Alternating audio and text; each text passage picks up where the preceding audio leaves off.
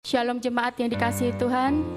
Saat hari ini kita mau memperingati kematian Tuhan Yesus di atas kayu salib untuk menyelamatkan setiap kita, untuk menebus dosa setiap kita. Dia yang telah mati bagi setiap kita, dan Dia yang menyelamatkan kita. Kita mau siapkan hati kita pada saat hari ini. Terima kasih Tuhan buat pengorbanan-Mu. Terima kasih buat kasih-Mu yang begitu besar bagi setiap kami. Engkau mati bagi kami. Engkau yang rela disalib bagi setiap kami, untuk menebus dosa-dosa setiap kami. Terima kasih Yesus, terima kasih. Kamu menyiapkan hati kami.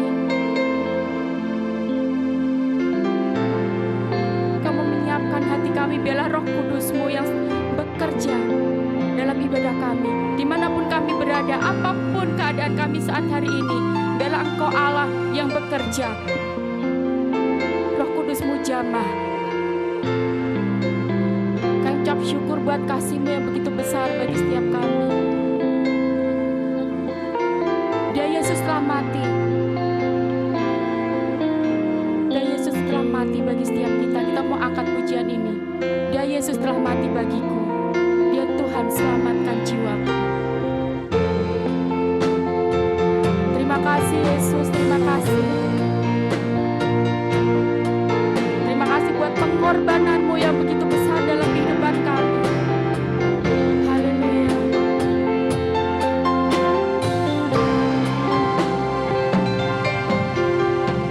Dia Yesus telah mati bagiku. Dia Tuhan, selamatkan jiwaku. Bagi Dia pujianku, tak dapat ku balas kasih-Nya. Dia angkatku jadi anaknya, beri damai di dalam hidupku. Bagi Dia sembahku, hanya Dia segalanya bagiku. Bagi Dia, bagi Dia segala pujian, hormat serta syukur, kekal selamanya. Bagi Dia segala pujian, hormat serta syukur, selama-lamanya. Dari awal kita mau katakan, Dia Yesus telah mati bagi setiap kita. Dia Yesus telah mati bagiku. Dia Tuhan, selamatkan jiwaku. Bagi Dia pujianku, tak dapat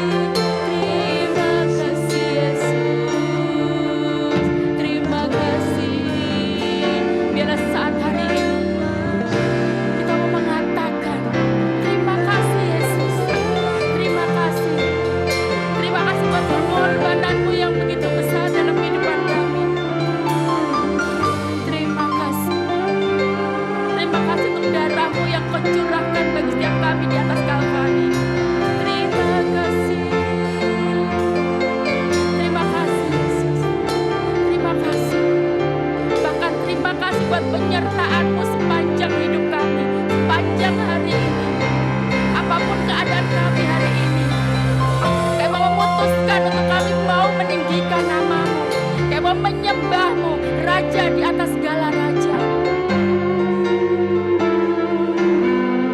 Terima kasih Yesus.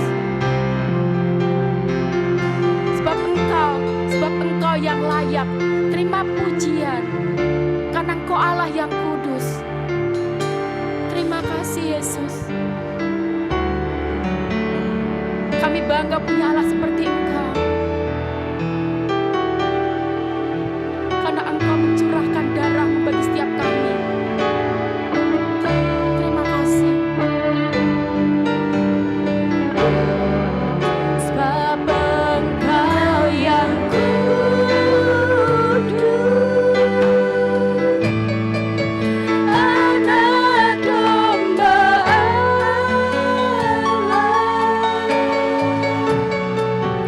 darah-Mu tercurah di atas Kalvari.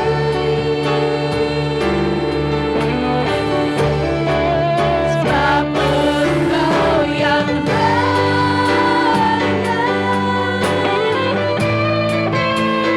terima pujian,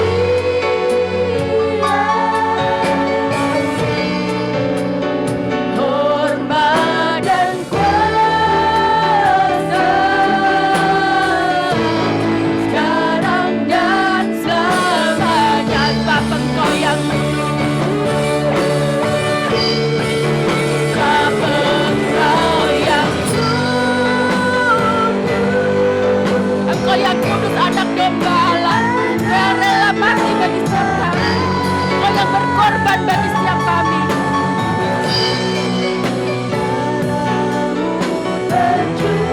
Terima kasih Yesus, terima kasih. Di atas Kalvari,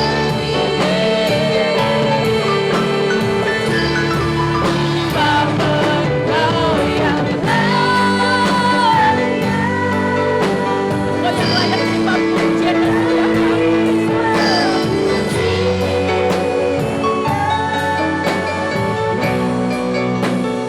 Hormat dan kuasa, sekarang dan selamanya. Lebih lagi dari kata-kata kita mau katakan, sebab Engkau yang kudus, sebab Engkau yang kudus, Anak Domba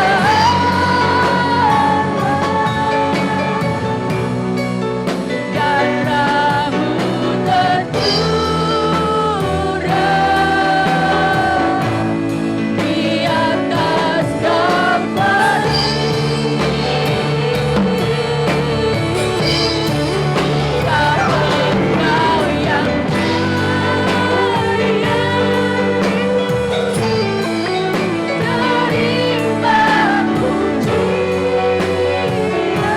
dan kuasa,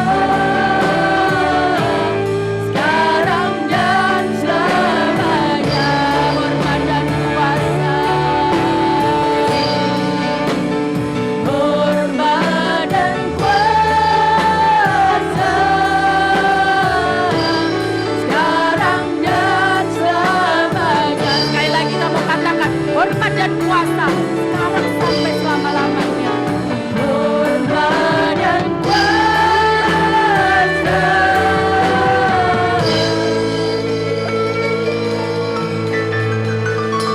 sekarang dan selamanya. Terima kasih Yesus. Terima kasih. Terima kasih Bapa, terima kasih Yesus, terima kasih Roh Kudus. Terima kasih buat pengorbanan-Mu. Engkau telah mati bagi kami dan Kau curahkan darah-Mu di atas Kalvari bagi setiap kami. Siapa kami? Sehingga Kau melayakkan kami menjadi anak-Mu. Sehingga Kau melayakkan kami menjadi alat-Mu Bapa. Saat ini kami Kau menyiapkan hati kami untuk mendengarkan kebenaran firman-Mu. Terima kasih Yesus. Dengan darah-Mu yang kudus, darah-Mu yang kudus, Engkau menyelamatkan setiap kami. Engkau membasuh dosa setiap kami. Bukti terbesar, karya terbesar-Mu dalam kehidupan kami, Engkau mati bagi setiap kami. Bahkan dengan bilur-bilur-Mu, kami boleh menjadi sembuh. Terima kasih Yesus, terima kasih. Kami mau lebih lagi menyiapkan hati kami untuk kebenaran firman-Mu. Dengan darah-Mu yang kudus, Kau buktikan kasih terbesar bagiku.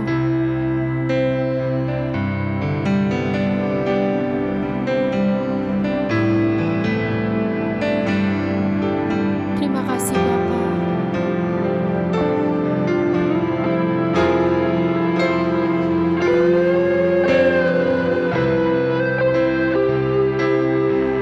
Terima kasih Yesus, terima kasih. Dengan darah-Mu yang kudus, Kau buktikan kasih terbesar bagiku. Pengorbanan termulia, Kau mati bagiku, selamatkanku. Bukan karena kekuatanku, ku diangkat jadi anakmu. Bukan karena kehebatanku, Kau jadikan aku anak-Mu. Kasih-Mu yang sungguh besar, kuasa-Mu memulihkan hidupku. Bilur-Mu menyembuhkan sakitku. Salib-Mu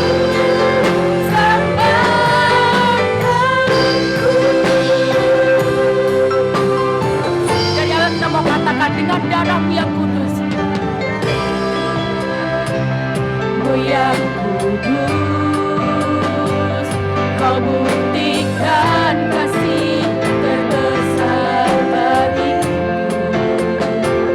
Pengorbanan termulia, Kau mati bagiku, selamatkanku. Bukan karena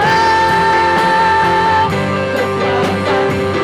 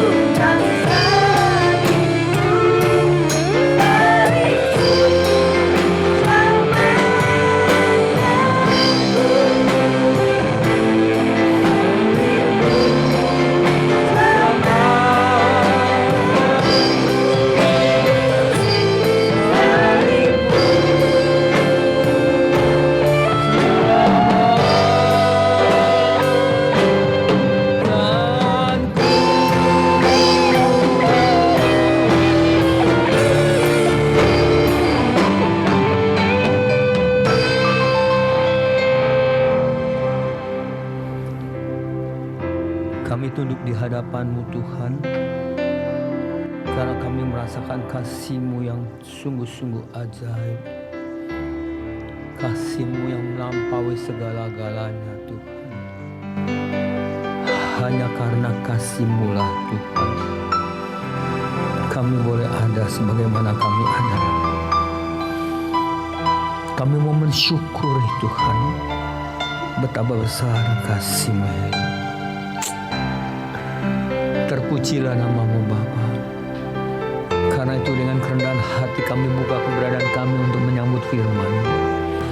Sampaikanlah isi hati-Mu Allahku, Tuhan dan Rajaku,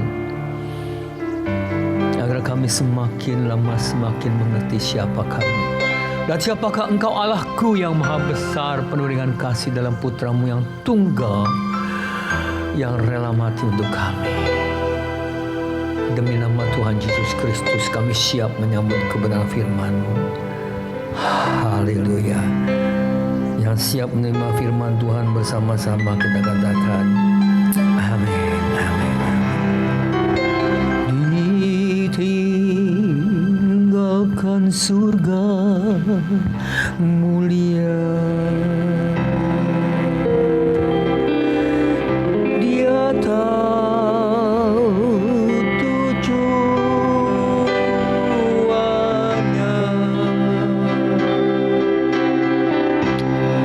Ke bukit Golgota Dia pergi, mati untuk menggantikanku.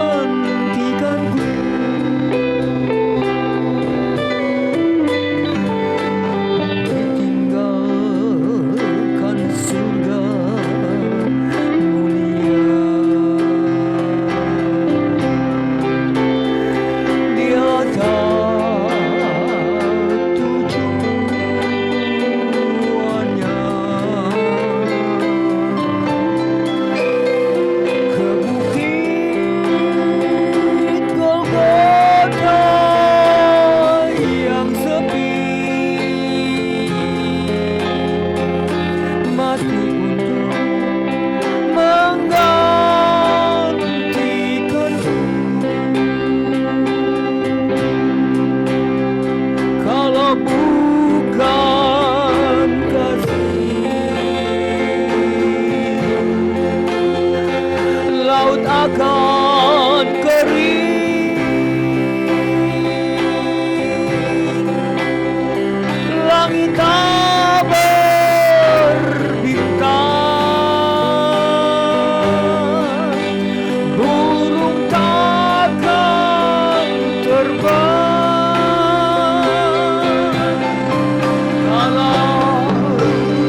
Kalau bukan kasih, surga hanya dongeng, tiada yang ku rasa. Kalau bukan kasih,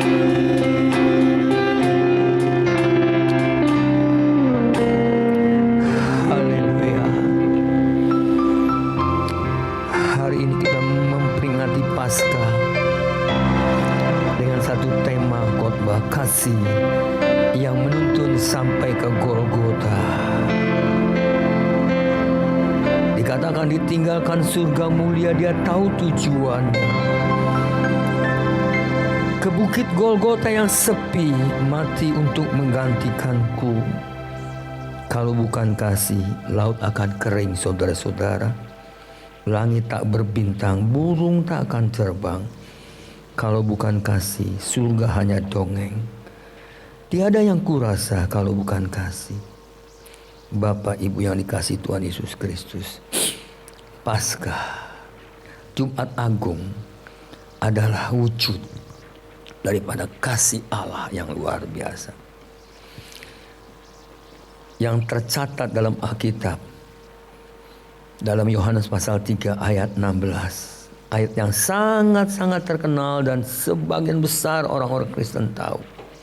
Karena begitu besar kasih Allah akan dunia ini, sehingga Ia telah mengaruniakan anaknya yang tunggal, supaya setiap orang yang percaya kepadanya tidak binasa, melainkan beroleh hidup yang kekal. Bapak Ibu yang dikasihi Tuhan Yesus Kristus, hari ini kita akan belajar satu kebenaran firman Tuhan dengan satu tema, kasih yang menuntun sampai ke Golgota. Bapak Ibu yang dikasihi Tuhan Yesus Kristus, berbicara Paskah ini tidaklah terlepas dari kejadian di mana Hawa dan Adam karena tidak berhati-hati telah diperdayakan oleh si ular tua, jatuh dalam dosa, memakan buah terlarang. Kita bisa bayangkan betapa kecewanya Allah ketika mengetahui Adam dan Hawa telah melanggar apa yang dipesankannya. Sehingga tercatat dalam Alkitab, pada satu saat Allah mencari-cari Adam dan Hawa. Adam, Adam, di manakah engkau? Tetapi Adam dan Hawa bersembunyi, tidak berani menunjukkan dirinya. Ketika Allah mendapatkan Adam dan Hawa, Allah bertanya, "Di mana engkau?" Dan Adam menjawab, "Aku di sini. Aku takut karena aku telanjang." Bapak Ibu yang dikasihi Tuhan Yesus Kristus, betapa sedih hati Allah melihat ciptaan yang paling mulia, yang untuknya Allah telah mempersiapkan segala sesuatunya. Ketika diketahui Adam dan Hawa telah jatuh dalam dosa. Tetapi apakah kekecewaan Allah itu membuat Allah tidak lagi mengasihi, memperhatikan umatnya? Allah membenci dosa, tetapi Allah tidak membenci saudara dan saya. Allah tidak pernah membenci saudara dan saya, tetapi yang Allah benci adalah dosa yang ada dalam diri kita. Karena itu ketika Adam dan Hawa didapatinya memakai cawat yang dibuat dari daun pohon ara, maka firman Allah tercatat berkata dalam Kejadian 3 ayat 21, "Dan Tuhan Allah membuat pakaian dari kulit binatang untuk manusia dan untuk istrinya itu, lalu mengenakannya kepada mereka." Saya percaya ini adalah kematian binatang, darah binatang yang tertumpah hanya karena Allah mengasihi Adam dan Hawa. Ada satu korban yang harus menjadi kenyataan karena dosa daripada Adam dan Hawa. Sebegitu besar kasih Allah ketika Adam dan Hawa jatuh dalam dosa, Allah masih memperhatikannya. Allah membuat pakaian dari kulit binatang yang terpaksa dibunuhnya. Inilah korban pertama karena dosa. Manusia setelah jatuh dalam dosa berusaha menutupinya dengan kebenaran yang daripada diri mereka masing-masing. Tetapi firman Allah tercatat mengatakan kebenaran manusia adalah seperti kain kotor di hadapan Allah. Tidak ada apa-apanya. Karena itu Allah berinisiatif mengorbankan binatang, mengambil kulitnya untuk dipakaikan kepada Adam dan Hawa. Allah tahu sejak saat itu Allah tidak akan dapat bergaul bersama-sama secara langsung dengan Adam dan Hawa. Karena firman Allah berkata, apabila engkau memakannya, maka engkau akan mati. Kematian yang berarti terpisahnya kehidupan kebersamaan daripada Adam dan Hawa dengan Allah itu sendiri. Roman pasal ke-6 ayat 23 berkata, sebab upah dosa ialah maut. Upah dosa ialah maut. Tetapi firman Allah tidak berhenti sampai di situ. Firman Allah berkata, tetapi karunia Allah ialah hidup yang kekal di dalam Kristus Yesus Tuhan. Kristus Yesus Tuhan kita. Firman Allah tidak hanya berkata upah dosa adalah maut titik, melainkan koma. Tetapi karunia Allah ialah hidup yang kekal di dalam Kristus Yesus Tuhan kita. Karena demikian besar kasih Allah akan dunia ini, sehingga diberikannya anaknya yang tunggal, supaya setiap orang yang percaya kepadanya tidak binasa, melainkan beroleh hidup yang kekal. Kalau demikian, Paskah berarti Allah mewujudkan fasilitas, Allah memfasilitasi manusia, saudara dan saya. Siapakah kita yang tidak pernah berbuat salah? Tidak seorang pun di dunia ini yang lahir di dunia ini tanpa dosa. Karena semua manusia telah kehilangan kemuliaan Allah. Semua manusia harus bertobat dan berpaling kembali kepada Allah agar memperoleh kehidupan yang kekal, saudara-saudara. Allah berinisiatif membuat satu jalan bagi manusia untuk kembali kepadanya, kembali menjadi ciptaan Allah yang mulia. Diberikannya putra yang tunggal, Tuhan Yesus Kristus, sebagai sarana bagi saudara dan saya. Bagaimanakah caranya Tuhan dapat menjadi sesuatu yang dipakai oleh Bapa untuk menyelamatkan saudara dan saya? Caranya adalah firman Allah menjadi manusia. Dalam Yohanes pasal pertama ayat 1 dan 2 dengan jelas dikatakan, pada mulanya adalah firman. Firman itu bersama-sama dengan Allah dan firman itu adalah Allah. Ia pada mulanya bersama-sama dengan Allah.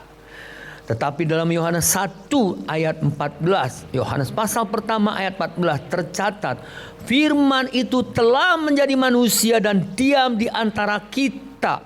Firman yang bersama-sama dengan Allah rela turun ke dunia, menjadi manusia yang sama seperti kita. Dan kita telah melihat kemuliaannya, yaitu kemuliaan yang diberikan kepadanya sebagai anak tunggal Bapa, penuh kasih karunia dan kebenaran, saudara-saudara. Seharusnya Tuhan Yesus tinggal dalam kemuliaan bersama Bapa. Tetapi karena kasih Allah dan ketaatannya kepada Allah, dia rela datang ke dunia. Datang ke dunia, saudara-saudara, menjadi manusia, diam di antara kita. Dia yang tidak berdosa telah dijadikan dosa, supaya kita orang-orang berdosa dibenarkan di hadapan Allah. Caranya, dia harus berjalan melalui jalan penderitaan, Via Dolorosa, sampai ke atas kayu salib. Bapak Ibu yang dikasihi Tuhan Yesus Kristus, seringkali begitu banyak daripada kita yang tidak memperhatikan atau tidak mau tahu, atau barangkali memang telah demikian rupa bebalnya sehingga tidak menyadari keberadaan yang hidup di dalam dosa, masih mau tinggal di dalam dosa. Padahal karena dosa itulah Yesus turun ke dunia, menderita di atas kayu salib. Tetapi kalaupun Yesus telah turun ke dunia ini, Allah telah memberi satu jalan memfasilitasi untuk keselamatan. Begitu banyak orang yang masih tetap tidak mau menerimanya. Begitu banyak orang yang masih mengeraskan hatinya, masih mau tinggal di dalam dosa, hidup di dalam dosa. Bapak Ibu yang dikasihi Tuhan Yesus Kristus, alangkah menyedihkannya keadaan-keadaan seperti ini.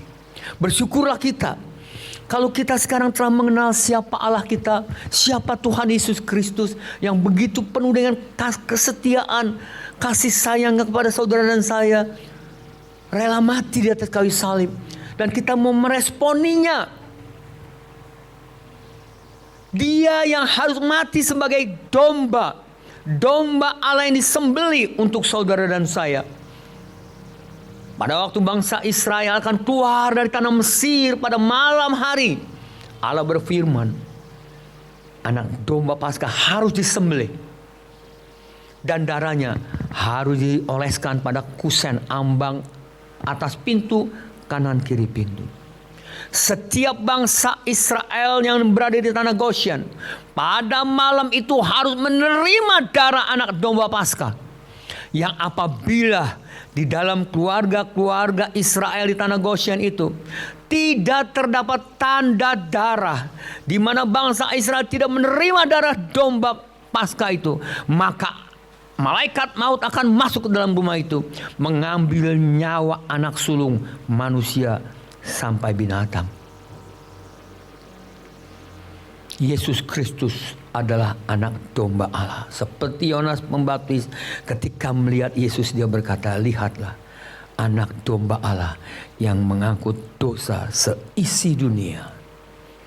Bapak Ibu yang dikasihi Tuhan Yesus, mengapa Yesus harus menjadi anak domba Paskah? Ibrani 10 ayat 1 sampai 4 barangkali dapat menjelaskan.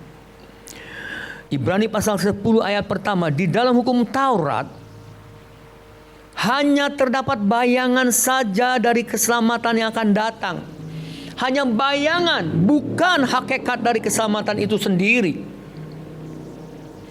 Karena itu dengan korban yang sama, yang setiap tahun terus menerus dipersembahkan, hukum Taurat tidak mungkin menyempurnakan mereka yang datang mengambil bagian di dalamnya. Sebab jika hal itu mungkin, pasti orang tidak mempersembahkan korban lagi.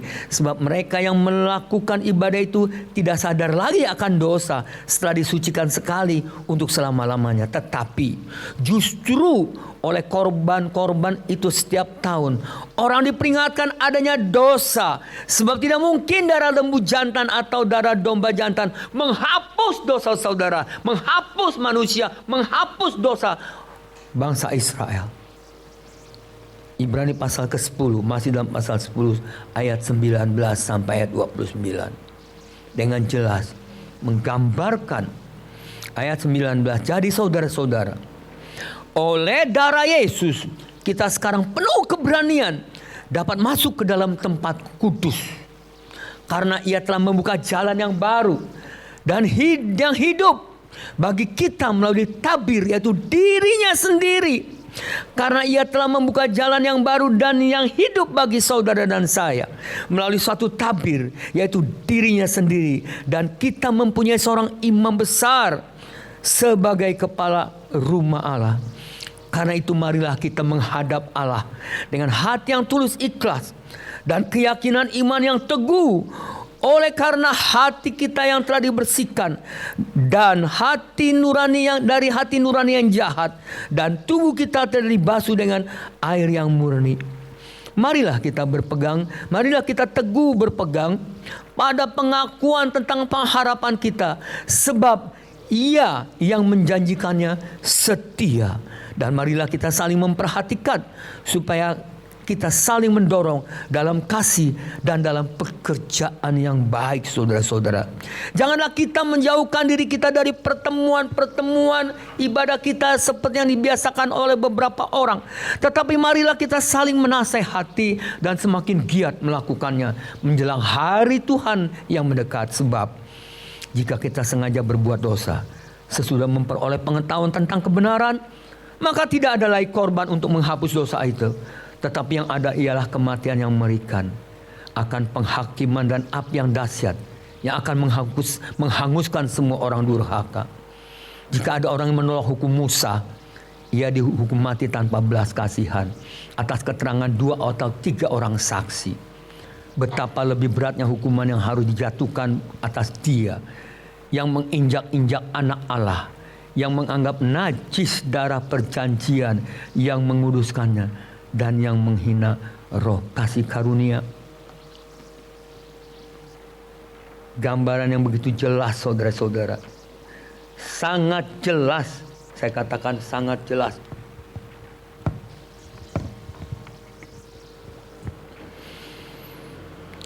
Penulis surat Ibrani ini dengan jelas menggambarkan korban binatang itu setahun sekali tidak mungkin menghapus dosa. Harus ada korban yang bersifat tetap, sekali dan untuk selamanya. Bukan darah lembu jantan atau domba jantan, tetapi darah anak domba Allah. Itulah Yesus Kristus yang bersama Bapa firman menjadi manusia dan harus mati di atas kayu salib. Itulah anak domba Allah sekali untuk selama-lamanya. Sehingga dikatakan kita sekarang beroleh keberanian untuk masuk menghadap hadirat Allah. Kenapa? Karena kita telah dilayakan oleh darah Kristus Yesus. Domba Paskah dengan jelas adalah gambaran domba anak domba Allah, Yesus Kristus. Domba Paskah ribuan tahun yang lalu, sebuah bayangan gambaran yang jelas untuk hadirnya anak domba Allah, Yesus Kristus yang harus mati di atas kayu salib. Bapak Ibu yang dikasihi Tuhan Yesus Kristus, saudara dan saya yang seharusnya dihukumkan, saudara yang dan saya seharusnya menderita kebinasaan, tetapi karena anugerah, inisiatif Allah Bapa yang demikian luar biasa, yang mengirimkan putra yang tunggal naik ke atas kayu salib. Pernah saya terfikir satu kali, mengapa Tuhan Yesus tidak menyatakan kemuliaannya, dia turun di atas dari kayu salib, turun saja. Bukankah ketika Yesus disalib tiba-tiba dia berhasil turun, akan membuat semua orang-orang Yahudi termasuk imam kepala, ahli Taurat, orang Farisi, tentara Romawi akan ketakutan dan menganggap Yesus luar biasa. Tetapi pada satu hari saya membaca sebuah artikel yang sangat sederhana yang berkata begini, kalau saja Yesus turun dari kayu salib, maka kita semualah yang akan naik ke atas kayu salib. Kalau dia turun dari kayu salib, orang akan mengagungkan dia. Tetapi misinya, rencana Allah untuk keselamatan manusia tidak tercapai. Berarti Yesus tidak taat seutuhnya. Dia rela, dia taat. Dia taat sampai mati di atas kayu salib. Kalau dia turun, saudara dan saya akan naik ke atas kayu salib.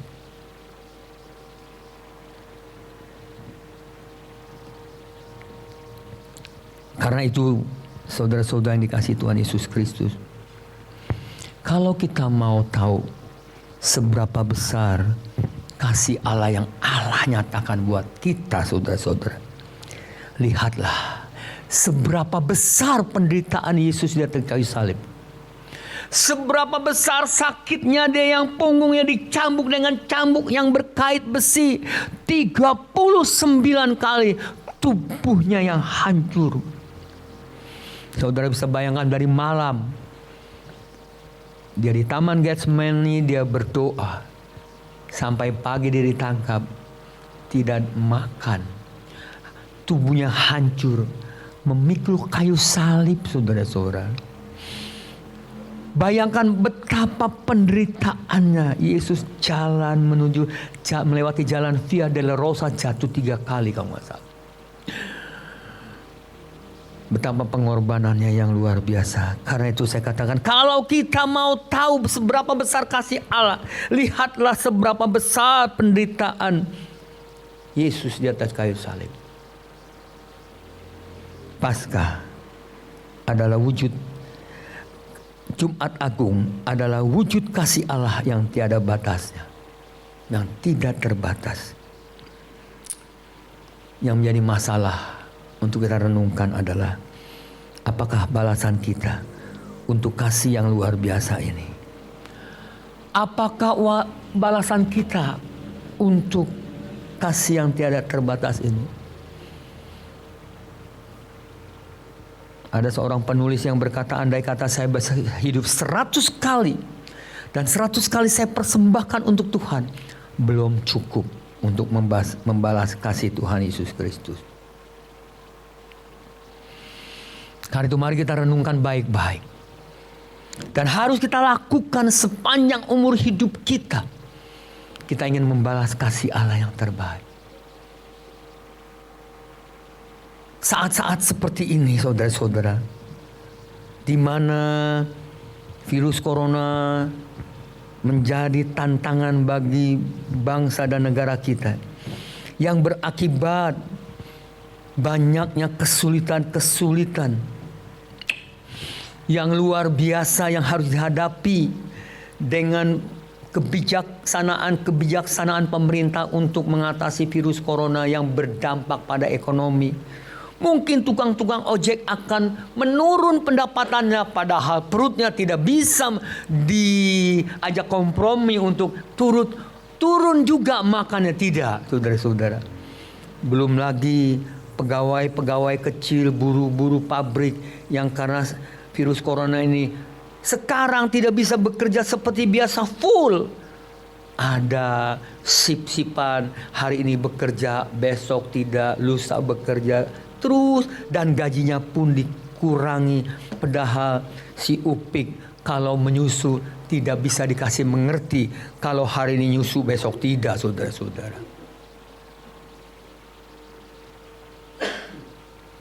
Apa yang kita ingin perbuat berkaitan dengan Jumat Agung ini? Mungkin tadi saya sebut Paskah. Jumat Agung ini Yesus berkorban bagi kita semua.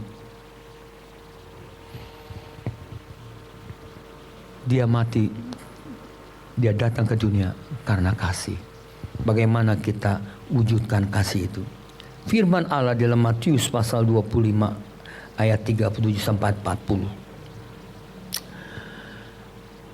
Maka orang benar itu akan menjawab dia, katanya, Tuhan, bila manakah kami melihat engkau lapar dan kami memberi engkau makan, atau haus dan kami memberi engkau minum? Bila manakah kami melihat engkau sebagai orang asing dan kami memberi engkau tumpangan, atau telanjang dan kami memberi engkau pakaian? Bila manakah kami melihat engkau sakit atau dalam penjara dan kami mengunjungi engkau? Dan raja itu menjawab mereka, aku berkata kepadamu, sesungguhnya segala sesuatu yang kamu lakukan untuk salah seorang dari saudaraku yang paling hina ini, engkau telah melakukannya untuk aku. Sesungguhnya aku berkata kepadamu, sesungguhnya segala sesuatu yang kamu lakukan untuk salah seorang dari saudaraku yang paling hina ini, kamu telah melakukan untuk aku. Apa yang ingin saudara dan saya lakukan? Memperingati Jumat Agung pengorbanan Yesus ini. Mari kita membangun kebersamaan, solidaritas, kesetiaan, kesehatian, kesetiaan kawanan nasional untuk saling berbagi. Apa yang dapat kita berikan, mari kita kumpulkan, kita berikan kepada saudara-saudara kita yang sedang memerlukannya. Itulah wujud kasih yang akan menyenangkan hati Tuhan. Kiranya peringatan Jumat Agung ini menjadikan kita lebih sadar bahwa karena kasih-Nya yang begitu besar telah menuntun Yesus naik ke atas kayu salib, dan kita akan membalas kasih-Nya dengan kasih Tuhan yang ada pada kita. Kita salurkan kepada orang-orang yang memerlukan. Kita menjadi berkat bagi banyak orang. Tuhan memberkati.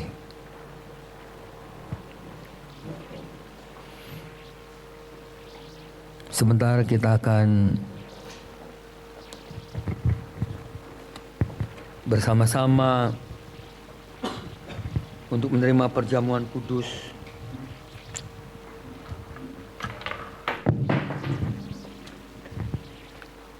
Karena itu mari kita siapkan roti dan anggur yang telah disiapkan.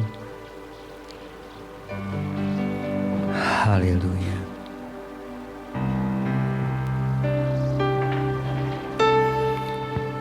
Haleluya, haleluya.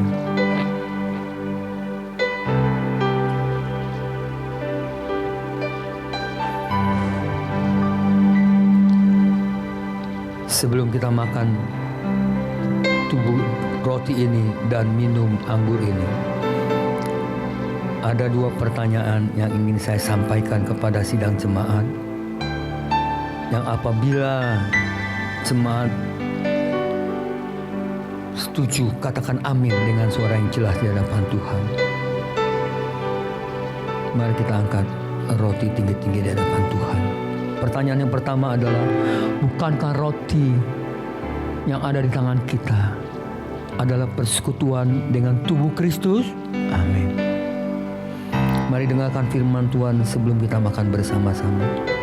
Sebab apa yang telah aku tuliskan kepadamu telah aku terima dari Tuhan, yaitu bahwa Tuhan Yesus pada malam waktu ia diserahkan mengambil roti, dan sesudah itu ia mengucap syukur atasnya, ia memecah-mecahkannya dan berkata, inilah tubuhku yang diserahkan bagi kamu.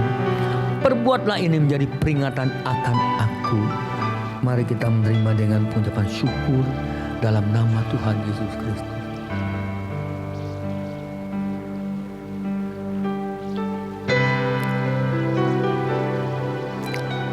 Mari kita siapkan cawan pengucapan syukur, angkat tinggi-tinggi di hadapan Tuhan. Pertanyaan kedua, katakan amin dengan suara yang jelas dan tegas di hadapan Tuhan. Bukankah cawan pengucapan syukur yang atasnya kita mengucap syukur adalah persekutuan dengan darah Yesus? Dengarkan firman Tuhan sebelum kita minum bersama-sama. Demikian juga ia mengambil cawan sesudah makan lalu berkata, cawan ini adalah perjanjian baru yang dimateraikan oleh darahku. Perbuatlah ini setiap kali kamu meminumnya menjadi peringatan akan aku. Mari kita menerima dan meminum bersama-sama dalam nama Tuhan Yesus.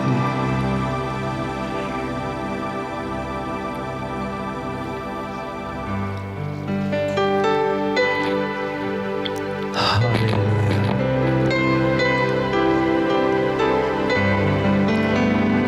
Mari kita naikkan satu pujian. Darah-Mu Yesus, sucikan daku.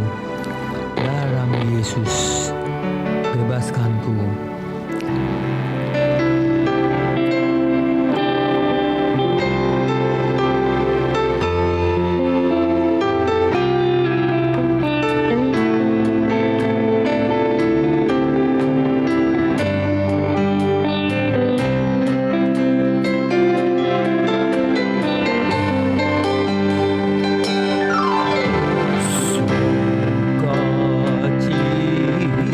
Sukacitaku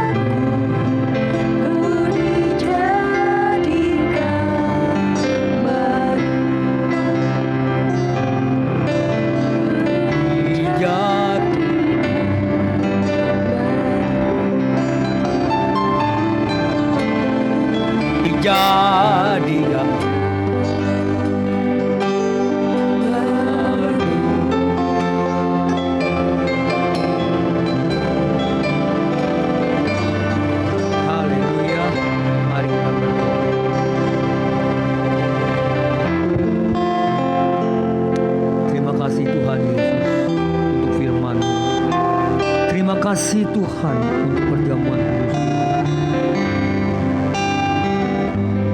Pimpin kami lewat roh-Mu Tuhan, agar kami boleh melakukan kebenaran firman, membalas kasih-Mu, mengerti pengorbanan-Mu di atas kayu salib yang luar biasa itu Tuhan. Kami ingin menjadi anak-anak-Mu yang menyenangkan hati. Terpujilah Engkau. Terima kasih Tuhan, terima kasih. Ajar kami untuk mengerti kesetiaan-Mu, dan kami boleh menjadi anak-anak-Mu yang setia sampai akhir. Terima kasih Tuhan, terima kasih. Hormat dan pujian hanya bagi dalam nama Tuhan Yesus Kristus kami telah berdoa, bersyukur dan berterima kasih. Bersama-sama yang diberkati kita katakan amin. Bapak Ibu, ada pengumuman sedikit untuk hari Minggu ini, Paskah. Nah, ini nggak salah nih, Paskah. Paskah di Prigi jam 10 dan di Kelor jam 4:30. Tetap ikuti ibadah online kita supaya kita semua keluarga besar GB Prigi dan Kelor tetap diberkati di dalam situasi seperti ini. Oke, itu saja pengumumannya. Mari kita bangkit berdiri dan kita mau akhiri ibadah kita. Haleluya. Kami memuji kebesaran-Mu.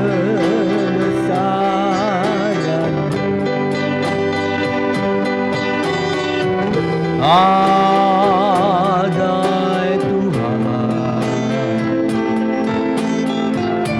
adai Tuhan, kami memuji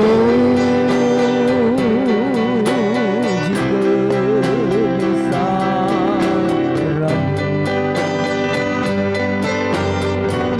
Adai Tuhan, adai Tuhan, adai Tuhan, adai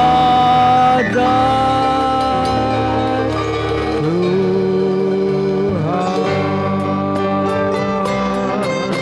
Mari sidang jemaat yang dikasihi Tuhan Yesus, sekarang angkatlah kedua tangan di hadapan Tuhan. Pandanglah wajahnya, arahkan hatimu kepadanya. Kiranya damai sejahtera, anugerah, berkat-berkat dan sukacita yang daripada Allah Bapa, kasih yang sempurna daripada Tuhan Yesus Kristus, penyertaan Allah Roh Kudus turun menyertai saudara-saudara dimanapun saudara berada. Penyertaannya menjaga, melindungi dari mara bahaya malapetaka dan juga daripada virus corona. Keluarga besar GBI Prigi dan Kelor bebas dari virus corona. Dalam nama Tuhan Yesus Kristus, kami menyambut dan menerima pertolongan-Mu yang sempurna. Bersama-sama diberkati kita katakan amin, amin. Tuhan memberkati.